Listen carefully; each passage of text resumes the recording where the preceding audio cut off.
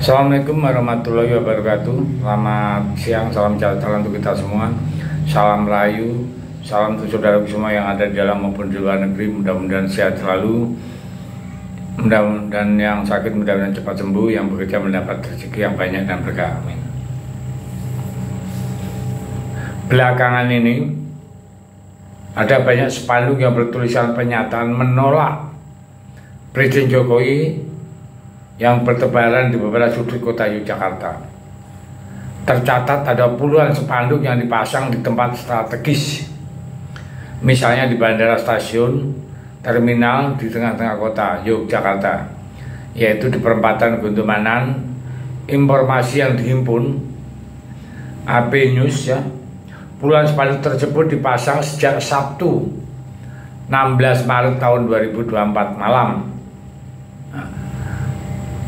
Tulisan spanduk itu berisi penolakan terhadap Jokowi. Spanduk yang terpasang tersebut antara lain bertulisan Yogyakarta Kota Budaya dan Pendidikan. Kepada Jokowi, jangan ajari kami kecurangan. Tolak Jokowi, rakyat Jogja menolak Jokowi berlebaran di Jogja. Jadi salah satu warga, Herman namanya, umur 45 tahun, warga Wirobrajan Kota Yogyakarta, mengatakan mendapati spanduk selalu terpasang itu hari Minggu pagi kemarin. Saya lewat Guntumanan, spanduk itu belum ada. Tadi siang sudah ada, jadi kemungkinan dipasang tadi malam, katanya kepada KB News, Minggu 17 Maret tahun 2024.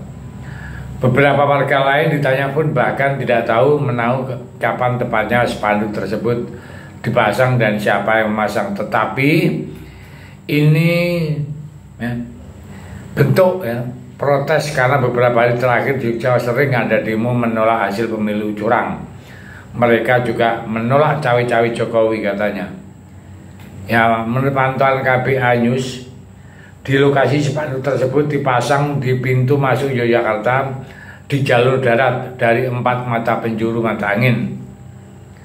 Dari sisi barat, utara, selatan. Kalau dari sisi timur, spanduk dipasang di Prambanan, Sisi barat dipasang di Temon dan Bandara Yogyakarta Internasional di via Kulon Progo, Sisi utara di arah Magelang dipasang di Tempel, dan dari sisi selatan dipasang di Wonosari. Selain itu, spanduk penolakan tersebut juga dipasang di pintu masuk Yogyakarta seperti bandara, stasiun, dan terminal.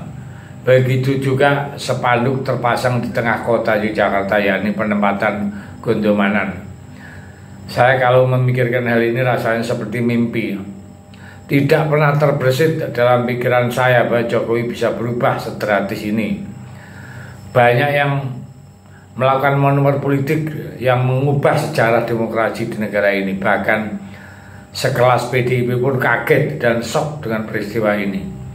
Jokowi ini yang selama ini kita bela sejak Pilkada DKI Jakarta tahun 2012 sampai 2023, ternyata tidak seperti yang kita bayangkan. Selama ini Jokowi yang kita anggap sangat baik malah membuat kekacauan demokrasi yang sedemikian parah. Jokowi yang dulu dikritik oleh segelintir pihak yang kita anggap barisan sakit hati dan mantan pecatan, sekarang dikritik hampir seluruh Indonesia. Yang dulunya mendukung habis-habisan menjadi sosok yang mengkritik habis-habisan.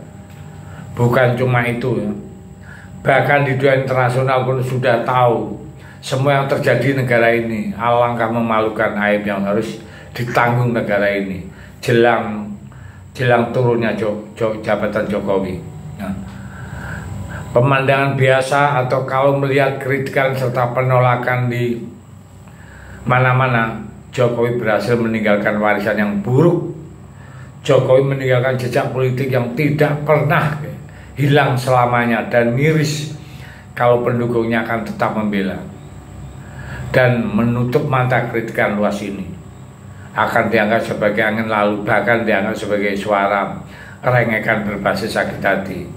Hanya saja sangat disayangkan ya, sosok yang dulunya begitu hormati, dikagumi dunia internasional, disukai rakyat, dipuji karena etos kerja dan segudang kinerja yang memukau, harus turun derajatnya menjelang akhir jabatannya. Nah, jadi itulah gambaran sekilas seorang Jokowi. Jujur saya pribadi juga pengagum Jokowi dari dulu. Justru saya itu termasuk mengawal mulai dari wali kota Solo, ya. Karena saat pelantikan wali kota Solo saya juga hadir ikut sana. Dan saat ini hancur lebur berantakan.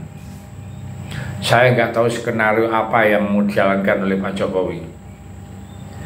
Kalau cuma mengantarkan Gibran jadi wakil presiden, tidak imbang dengan jerih payah yang dicapai Jokowi. Sudah puncak karirnya, puncak kenamaannya, kejayaannya di dalam maupun di luar negeri.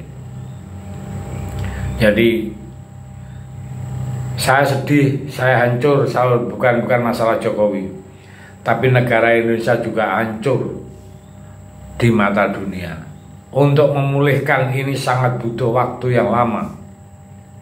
Nah,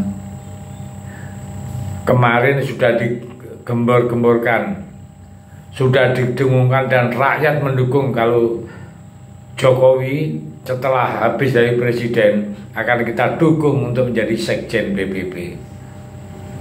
Tapi sekarang apa yang ada? Ya. PBB pun sudah tahu kinerjanya kayak gitu.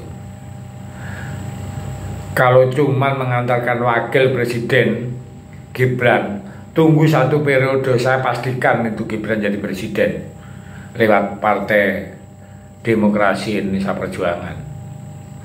Apa yang tidak diberikan Partai PDI Perjuangan terhadap keluarga Jokowi, ya. Coba apa? Mungkin kalau John Etes sudah bisa jadi wali kota pun PDI akan ngasihkan ke John Etes jadi wali kota. Masih kurang puas kah? Separah itu kah? Seserakah itu kah Jokowi? Tapi ya sudahlah, sudah angin berlalu. Jokowi dan keluarganya sudah masuk di dalam dinasti kehancuran.